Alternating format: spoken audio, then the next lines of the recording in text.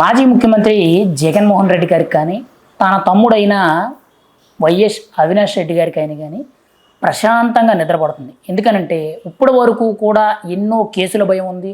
రాష్ట్రంలో మళ్ళీ ఎలా అధికారంలోకి రావాలి, ఎలా దోపిడీలు చేయాలనే దాని మీద ఒక రకమైన ఆలోచనలతో కూడిన నిద్ర పట్టలేని రాత్రులు అయితే ఎన్నో ఉన్నాయి. అయితే ఇప్పుడు జగన్మోహన్ రెడ్డి గారికి కానీ వైఎస్ అవినాష్ రెడ్డి గారికి కానీ తడిగుడ్డేసుకొని పడుకొని ప్రశాంతంగా ఒక వారం 10 రోజుల పాటు నిద్రపోవచ్చు. తాజాగా చూసుకుంటే తెలంగాణ హైకోర్టులోని వైఎస్ వివేకానందరెడ్డి గారి హత్యకు సంబంధించి ఆ కేసు క్లోజ్ చేస్తున్నట్టు, ఇంకా దర్యాప్తు చేయడానికి ఏమీ లేదు, దర్యాప్తు మొత్తం కంప్లీట్ అయ్యింది, తుది నిర్ణయం వెలువడించాలి అని చెప్పి సిబిఐ అధికారులు అయితే ఒక నివేదిక అనేది తెలంగాణ హైకోర్టులో జారీ చేయడం అయితే జరిగింది. తెలంగాణ హైకోర్టులో సిబిఐ అధికారులు అయితే అక్కడ వాదించడం జరిగింది. వాళ్ళ తరపున ఉన్న ఆధారాలన్నీ కూడా సమర్పించడం జరిగింది. అంటే ఇన్ని రోజులు కూడా వైఎస్ వివేకానందరెడ్డి గారి హత్యకు సంబంధించి న్యాయం జరుగుద్ది అని చెప్పి వైఎస్ సునీతమ్మ గారు, ముఖ్యంగా అంటే వైఎస్ వివేకానందరెడ్డి గారు కూతురు ఎవరైతే ఉన్నారో సునీత గారు, చాలా రోజుల నుంచి సుమారుగా 6 సంవత్సరాల దగ్గరగా 6 సంవత్సరాల నుంచి కూడా ఆవిడ న్యాయం కోసం పోరాడడం జరుగుతుంది. అయితే ఇప్పటి వరకు కూడా వైఎస్ వివేకానందరెడ్డి గారి కేసులో ఎటువంటి దర్యాప్తు అనేది ముందుకు వెళ్ళకపోగా, ఎవరు అరెస్ట్ కాగా కనీస న్యాయం జరిగే పరిస్థితులు కూడా లేవు. కానీ గతంలో వైఎస్ఆర్సీపీ అధికారంలోకి రాకముందు, మాజీ ముఖ్యమంత్రి జగన్మోహన్ రెడ్డి గారు అధికారంలోకి రాకముందు ఈ వైఎస్ వివేకానందరెడ్డి గారి హత్యకు సంబంధించి కీలకంగా చూసుకుంటే అప్పుడు జరిగిన హత్య ఇప్పుడు వరకు కూడా ఇదే పంతనాన సిబిఐ దర్యాప్తు జరుగుతుంది, కోర్టులో ఉంది, ఏదో ఒక రోజు న్యాయం జరుగుద్ది అనుకున్నారు. కానీ ఈ హత్య జరిగినప్పుడు ముందుగా చంద్రబాబే చేయించాడు, చంద్రబాబు నారాసుర రక్త చరిత్ర రాశాడు, చంద్రబాబే చేశాడు అని చెప్పి కొన్ని వార్తలు అయితే వచ్చాయి.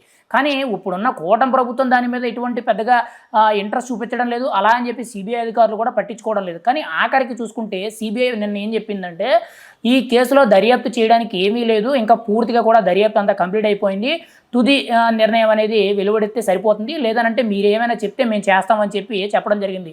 అంటే ఇక్కడ ఏమీ లేదు, చేయడానికి ఏమీ లేదు, దర్యాప్తు కంప్లీట్ అయిపోయింది అన్నప్పుడు మరి 2023 మేలో వైఎస్ అవినాష్ రెడ్డి గారిని అరెస్ట్ చేయడానికి సిబిఐ అధికారులు తన ఇంటికి వెళ్ళారు. కరెక్ట్గా అదే సమయానికి అవినాష్ రెడ్డి గారు తన తల్లికి బాగోలేదని చెప్పి ఒక డ్రామా ఆడి తన స్వగృహం నుంచి, అంటే తన ఇంటి నుంచి, కడప ఇంటి నుంచి ముఖ్యంగా కర్నూలు హాస్పిటల్కి తరలించారు. మామూలుగా అయితే పెద్ద పెద్ద హాస్పిటల్కి తీసుకువెళ్తారు, కానీ కర్నూలు హాస్పిటల్కి తీసుకెళ్ళి అక్కడ ఆ హాస్పిటల్లోనే దాదాపుగా 3-4 రోజులు బయటికి రాకుండా ఆయన అక్కడే ఉన్నారు. చుట్టూ కూడా దాదాపుగా 300-400 మంది తమ కార్యకర్తలు కానీ వైఎస్ఆర్సీపీ అభిమానులందరినీ కూడా చుట్టూ కూడా సెక్యూరిటీగా పెట్టుకోవడం జరిగింది. మరి అంత రాజకీయం జరిగినప్పుడు వైఎస్ అవినాష్ రెడ్డిని అరెస్ట్ చేయడానికి చివరి దశగా వెళ్ళిన వరకు కూడా వచ్చింది, కానీ అరెస్ట్ చేయలేదు. అదే పనిగా వైఎస్ అవినాష్ రెడ్డి గారి తండ్రి గారు ఎవరైతే ఉన్నారో భాస్కర్ రెడ్డి గారు, ఆయన్ని కూడా అరెస్ట్ చేశారు. తన అనుచరుడు ఈ హత్య కేసులో ప్రధాన నిందితుడిగా ఉన్న వ్యక్తిని కూడా అరెస్ట్ చేశారు. కానీ వైఎస్ అవినాష్ రెడ్డి గారు ముఖ్యంగా ఈ కేసులో కీలకమైనప్పుడు వైఎస్ సునీత గారు ప్రత్యేకించి కూడా అవినాష్ రెడ్డి గారి పేరు మాటిమాటికి చెప్తున్నారు. అవినాష్ రెడ్డికి బ్యాక్ ఎండ్లో సపోర్ట్ ఉంది, ఇదంతా కూడా చేయించింది జగన్మోహన్ రెడ్డి గారు అని చెప్పి వైఎస్ సునీత గారు చెప్పడం జరుగుతుంది. అది రాష్ట్రం అంతా కూడా తెలిసిన విషయమే.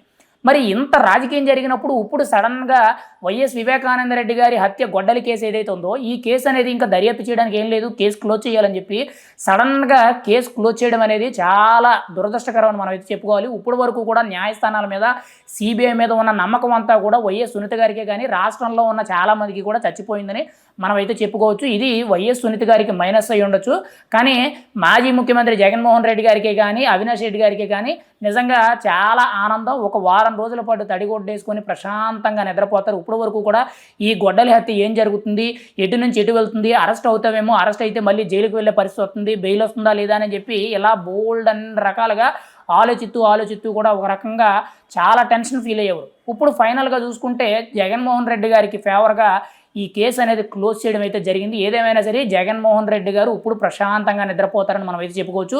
వైఎస్ వివేకానందరెడ్డి గారి కేసు ఏదైతే ఉందో, గొడ్డలి హత్య కేసు ఏదైతే ఉందో, దానికి న్యాయం జరగలేదు. ఇప్పటి వరకు కూడా దేశంలో ఉన్న ఈ సిబిఐ కానీ, ఈడీ కానీ, న్యాయ వ్యవస్థల మీద ఉన్న నమ్మకాలు కూడా ఇప్పుడుతో మొత్తం పోయాయని మనం అయితే చెప్పుకోవచ్చు.